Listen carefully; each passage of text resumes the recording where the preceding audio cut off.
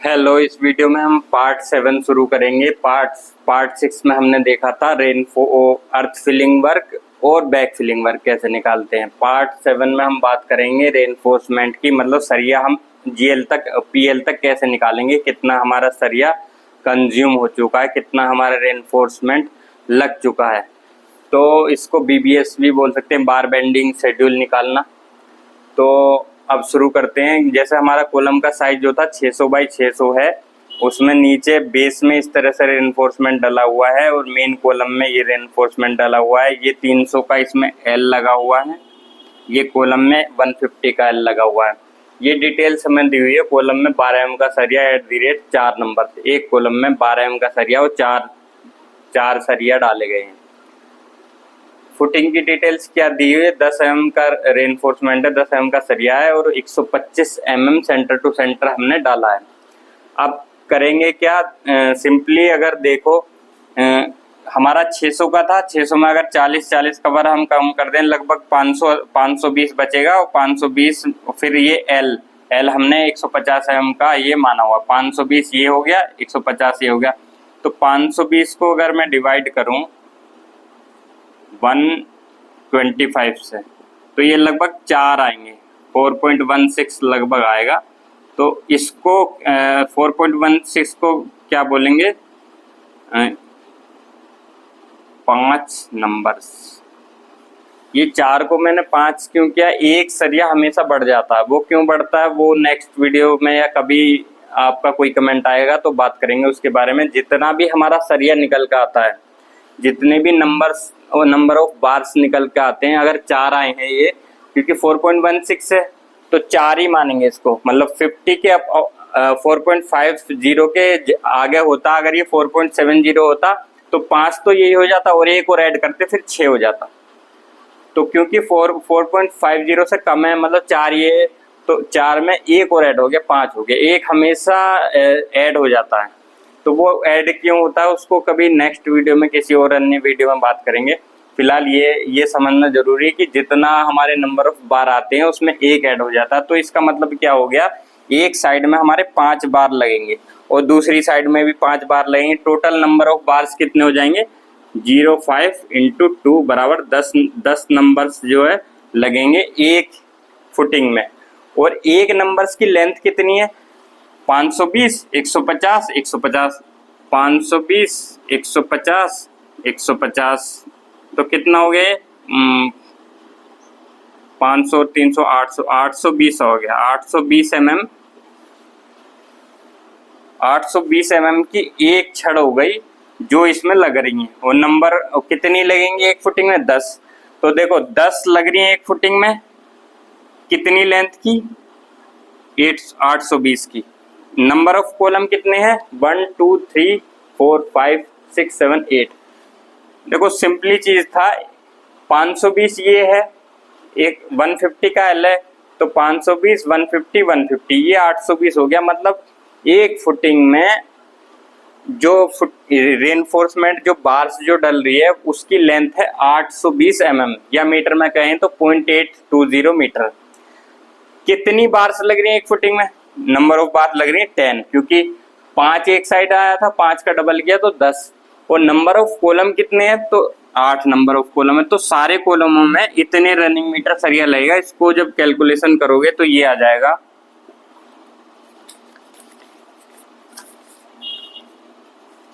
ये अगर कैलकुलेशन करोगे तो ये 65.6 RMT आ जाएगा रनिंग मीटर। अब रनिंग मीटर में हमें पता चल गया कि इतना रनिंग मीटर हमारा सारे फुटिंग में सरिया लगा है।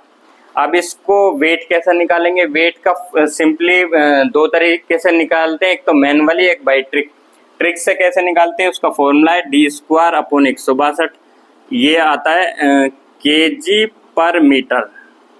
मतलब अगर इससे निकालोगे तो जो आपका वेट आएगा वो kg/मीटर में आएगा, बट ध्यान रखना डी हमेशा mm में होगा। और डी यहाँ क्या है, जो बार है उसका डाया है।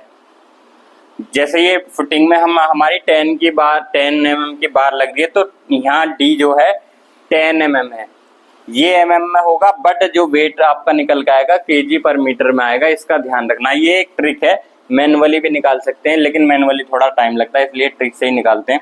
डी क्या है हमारा, अगर 10 का सरिया तो डी स्क्वायर मतलब 100 हो गया, 162। ये आ जाएगा आपका 0.89, सॉरी 89 नहीं आएगा, ये आएगा 0.62 केजी पर मीटर। मतलब आप कह सकते हो कि अगर कोई 10 mm की रोड है, उसका पर केजी वेट कितना होगा, 0.62 केजी पर मीटर। 1 मीटर की लेंथ है तो उसका वेट 0.62 केजी होगा। लेकिन हमारी टोटल कितनी लंबी रोड यूज होगी, 65.6। तो 65.6 इंटू 0.62, तो ये आ जाएगा हमारा टोटल वेट। टोटल वेट आ जाएगा ये हमारा 41 केजी, 41 केजी प्लस 5% वेस्टेज जोड़ देते हैं, तो ये निकल कर आ जाएगा लगभग 43 केजी। अब ये 43 केजी आ गया हमारा। सारी जो फुटिंग है 10 mm का बार हमारा 43 केजी इसमें लगेगा। अब 12 mm की बात करते हैं, 12 mm का कितना लगेगा।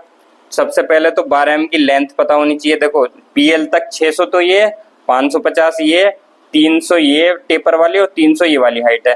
तो सबको जोड़ेंगे पहले, 600 और 600 1200, 1200 और 500।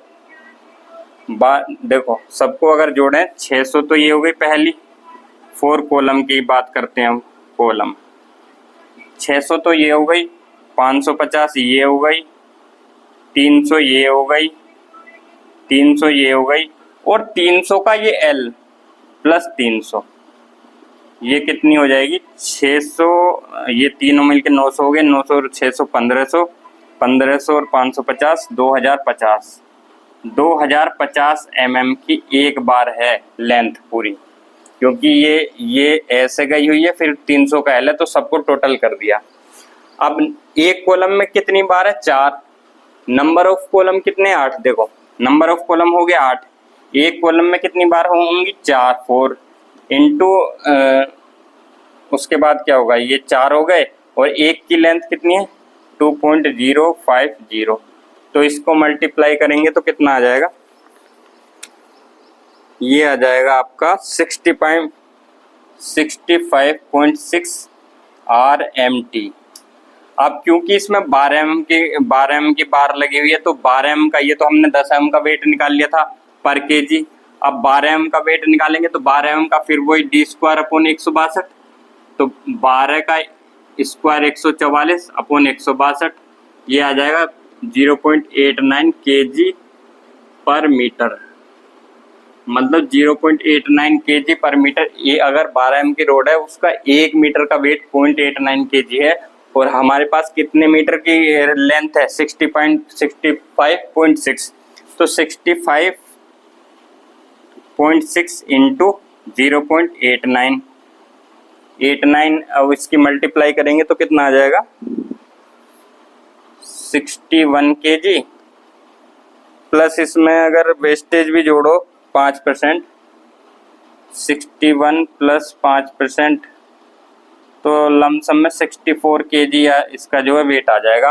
पूरा जो 12 mm का सरिया था, ये 64 आया, ये 12 mm का वेट आया, मतलब 4 सूत बोलते हैं जिसको, और ये आपका 10 mm का वेट आया है।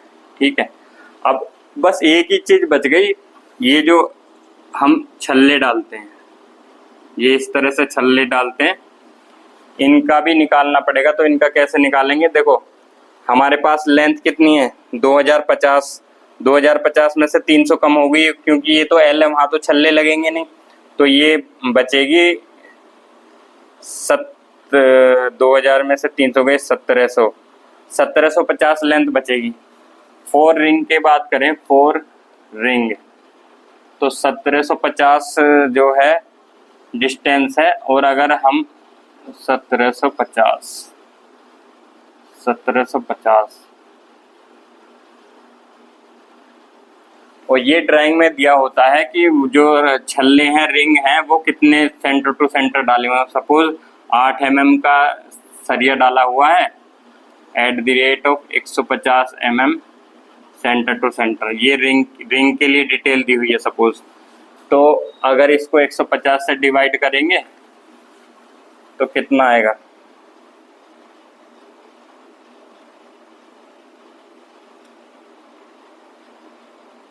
1750 अपॉन 150, तो ये आ रहा 11.66। ध्यान से समझना, 11.66। तो इसको 12 तो वैसे ही बोलेंगे क्योंकि 50 से ऊपर हो गया, तो इसको 12 तो वैसे ही बोलेंगे और एक एक्स्ट्रा जुड़ता है जो मैं बता रहा था। तो 13 जो रिंग है वो एक कॉलम में आ गई। नंबर ऑफ कॉलम कितने हैं? 13 × 8 कितनी हो जाएगा? 13 × 8 104 रिंग हमारी लगेंगी टोटल। अब 104 रिंग आ गई। अब हमें ये पता है कि जो हमारा कॉलम है वो 9 इंच बाई 9 इंच का, 230 बाई 200 का। तो रिंग कितनी होगी? रिंग कितने की होगी? अगर हम 20-20 mm का भी कवर लें तो रिंग का साइज क्या हो जाएगा? 230 में से 20 190 का जो रिंग का साइज जो हो जाएगा वो हो जाएगा 190 190। सपोज ये रिंग का साइज हो गया, ये 190 हो गया और ये भी 190 हो गया। तो इसको निकालेंगे। एक जो रिंग में कितनी लेंथ लग रही है? 190 × 4 प्लस इसको जोड़ देंगे 2 इंच, मतलब 50 mm इसको जोड़ देंगे। 50 mm, 2 इंच इधर 2 इंच इधर, 100 mm जोड़ देंगे। मतलब 2 इंच हमने इसको जोड़ दिया, 2 इंच इसको जोड़ दिया, तो 100 mm तो ये हो गया 190 × 4। देखो इसको मैं थोड़ी देर के लिए इरेज कर दे रहा हूँ जगह के लिए। ये भी आप इरेज कर सकते हो, अब इसका कोई ऐसा रोल नहीं है। तो हमारा क्या हो गया? 190 × 4 + 100, तो ये कितना हो जाएगा?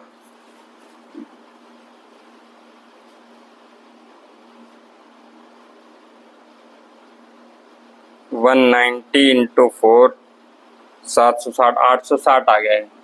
860 mm जो है एक रिंग में बार लगेगी हमारी। और नंबर ऑफ रिंग कितनी है? 104। 104 नंबर ऑफ रिंग हैं और एक में लगेगी 860 mm, ठीक है। और इनकी मल्टीप्लाई करेंगे तो ये हो जाएगा 104 × 0.860, तो ये आ जाएगा 89.44 RMT रनिंग मीटर। इसमें कितने का सरिया लगा है? 8 का। तो हमें सबसे पहले 8 का वेट निकालना पड़ेगा। वो कैसे निकालेंगे? जैसे ये वाला निकाला था 12 का, आपकी बार 8 हो जाएगा। 8 का स्क्वायर करेंगे तो 64 आ जाएगा।